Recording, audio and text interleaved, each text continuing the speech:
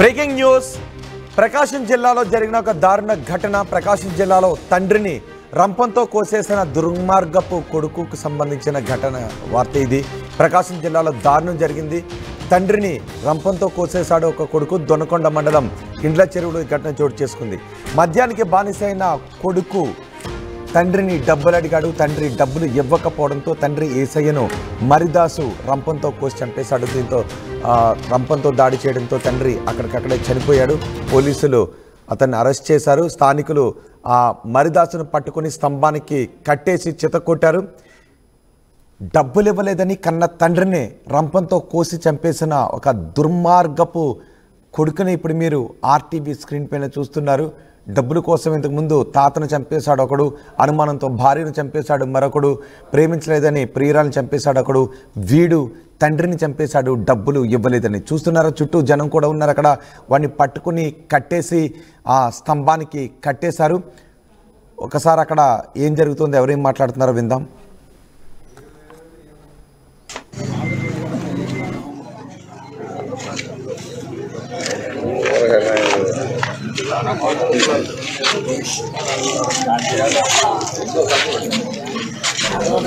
ఇప్పుడు మీరు చూస్తున్న ఈ వ్యక్తి పేరు మరిదాసు. ప్రకాశం జిల్లా దొనకొండలో తండ్రిని అతి కిరాతకంగా రంపంతో కోసి చంపేసిన దుర్మార్గుడితను. డబ్బులు ఇవ్వలేదని మద్యానికి బానిసైన వీడు తండ్రిని డబ్బులు అడిగాడు. డబ్బులు మద్యానికి ఇవ్వలేదు అని రంపంతో కోసి చంపేశాడు. మా ప్రతినిధి శ్రీనివాస్ ఉన్నారు పూర్తి సమాచారం అందించడానికి. శ్రీనివాస్, అసలు ఘటనకు సంబంధించి పూర్తి సమాచారం ఏంటి? రోహిత్, ఇప్పటి వరకు చెప్పుకుంటూ పోతే అనేక కారణాలతోటి తండ్రుల మీద దాడి చేసిన కొడుకుంటాడు. కానీ ఇప్పుడు ఒక మద్యానికి బానిస అయ్యి కన్న తండ్రిని, అంటే సగం కుటుంబ భారం మోస్తున్నటువంటి తండ్రిని అతను పనిచేస్తున్నటువంటి ఒక కటర్ తోటి కూడా దాడి చేసి అతను అయితే పూర్తిగా హతమార్చిన సంఘటన. అదేవిధంగా కన్న తండ్రిని హత్య చేసిన ఘటన కూడా ప్రకాశం జిల్లా దొనకొండ మండలము ఇడ్ల చెరువులో గ్రామంలో అయితే చోటు చేసుకున్న సంఘటన చెప్పుకోవచ్చు.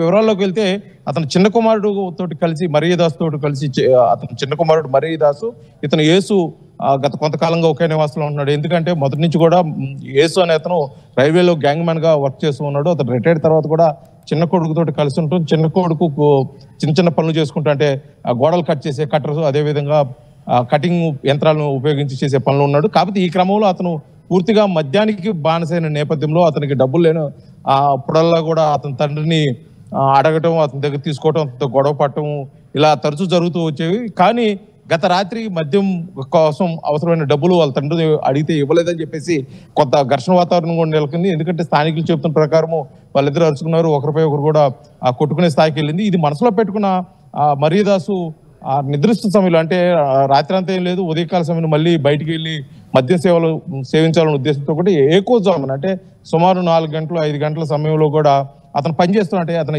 పనిచేసేదానికి ఉపయోగించినటువంటి కటర్ బ్లేడ్ ఉంటుంది. ఆ బ్లేడ్ తీసుకొని నుదుటిపై, అదేవిధంగా గొంతుపై, మొహం మీద కూడా దాడి చేయడం కూడా విత్ ఇన్ సెకండ్స్ లోనే అతను తండ్రి మృతి చెందడం, అక్కడ అతను కేకలు వేసిన నేపథ్యంలో కూడా చుట్టుపక్కల గ్రామస్తులు, అక్కడ ఉన్నటువంటి ఇరుగు పొరుగు వారు కూడా వచ్చి అతని మరీదాసును పట్టుకొని దగ్గరలో ఉన్న స్తంభాన్ని. మరీదాసు ఏం చేస్తాడు? ఇంతటి దుర్మార్గానికి ఎలా ఒడిగట్టగలిగాడు? కన్న తండ్రిని రంపంతో కోసి ఎలా చంపగలిగాడు? అసలు వీడు ఏం చేస్తాడు?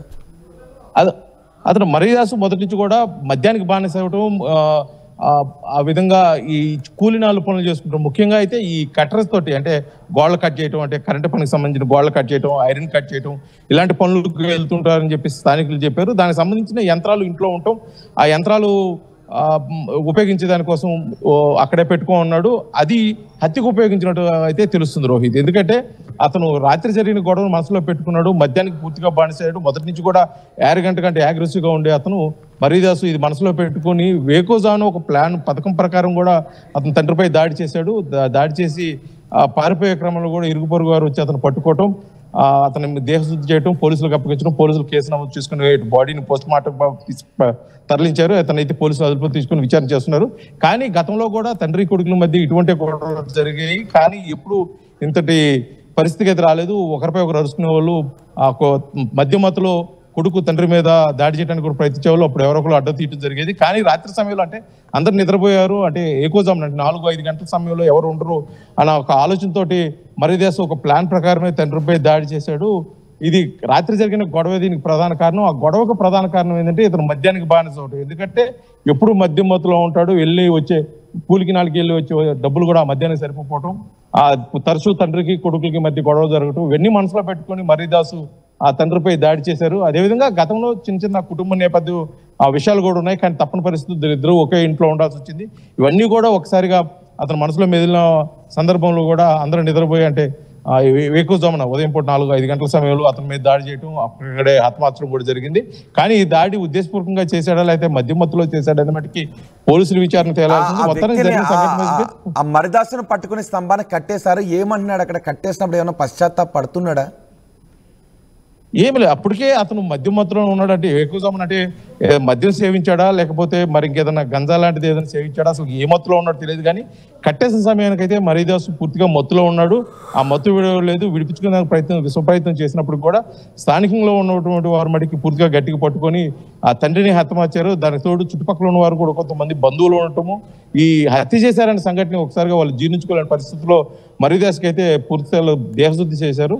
దేహశుద్ధి చేసి అతని మీద ఉన్న కోపాన్ని తట్టుకోలేక అతనికి కూడా పూర్తిగా కూడా అంటే చిన్న పెద్ద తారతమ్యం లేకుండా ప్రతి ఒక్కరు కూడా అతన్ని కొట్టి పోలీసులకు సమాచారం ఇచ్చి పోలీసులకైతే అతను అప్పగించడం జరిగింది. కాకపోతే ఇంత జరిగినా కూడా మరిదాసు ఆ మత్తులోనే ఉన్నట్టు ఎటువంటి పశ్చాత్తాపం కానీ అతను ఏం చేశాడు, హత్య చేశాడా అని ఒక కోణంలో కానీ ఎటువంటి బాధ లేకోకుండా నిమ్మలంగా ఉండటం మటుకి స్థానికులు అయితే కొంత కలవర పెడుతుంది. ఎందుకంటే మద్యం మత్తుకి బానిస అయినాడు మొదటి నుంచి ఇటువంటి గొడవలు జరుగుతుంటాయి. ఎప్పుడు మద్యం మత్తులో ఉంటాడు, ఇరుగు పొరుగు వారితో గొడవలు పెట్టుకుంటారు, కొద్దిగా యారగంటగా ఉంటాడు.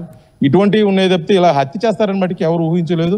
ఇలా ఊహించినట్టు ఇంత జరిగేది కాదని చెప్పి స్థానికులు చెప్తున్నప్పటికీ జరిగిన సంఘటన మీద కూడా మొత్తానికి ఆ చుట్టుపక్కల ప్రాంతం వాళ్ళ మటుకి కొద్దిగా భయభ్రాంతులకు గురవుతున్నారు. ఎందుకంటే ఇదే విధంగా ఇతను మద్యం సేవించి వస్తే అక్కడ కొద్దిగా అభద్రతా భావం ఉండే అవకాశం ఉంది. కాబట్టి దీనిపై అయితే పోలీసులతో చర్యలు తీసుకోవాలి, అతనైతే కఠినంగా శిక్షించాలని చెప్పేసి కోరుకున్న పరిస్థితి. పోలీసుల మట్టికి దీన్ని ఇది ఉద్దేశపూర్వకంగా జరిగిందా లేకపోతే ఇంకా మరేదైనా కుటుంబ నేపథ్య కారణం ఉందా, ఒకరే పాల్గొన్నారా లేకపోతే అసలు ఈ హత్య ఏ విధంగా జరిగిందని మట్టికి పోలీసులు అయితే లోతుగా విచారణ చేస్తున్న పరిస్థితి కనిపిస్తుంది. రోహిత్. రైట్ శ్రీనివాస్, ప్రకాశం జిల్లాలో జరిగిన దారుణ ఘటనకు సంబంధించిన దృశ్యాలు మీరు చూస్తున్నారు.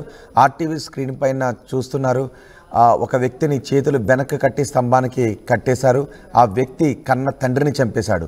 మద్యం తాగడానికి డబ్బులు ఇవ్వలేదు అనే కోపంతో మద్యం మత్తులో మద్యానికి బానిసైన ఈ దుర్మార్గపు కొడుకు తండ్రిని రంపంతో కోసి చంపేశాడు. వెంటనే స్థానికులు అతను పట్టుకుని స్తంభానికి కట్టేసి పోలీసులకు అప్పగించారు. ఈరోజు వేకోజామున దొనకొండ మండలం ఇండ్ల చెరువు గ్రామంలో పైడిపోగు యేసు అనే అతను సుమారుగా 75 సంవత్సరాలు. అతను రైల్వేలో గ్యాంగ్మెన్గా రిటైర్డ్ అయ్యి వాళ్ళ చిన్న కొడుకు అయినటువంటి మరిదాసుతో పాటు ఒకే ఇంట్లో నివాసం ఉంటూ జీవనం సాగిస్తూ ఉన్నాడు. ఆ క్రమంలో వేకోజామున వీళ్ళ చిన్న కొడుకైన మరిదాసు బాగా ఆల్కహాల్కి ఎడిక్ట్ అయిపోయి డబ్బులు అడిగే క్రమంలో రాత్రి గొడవ పడటం జరిగింది.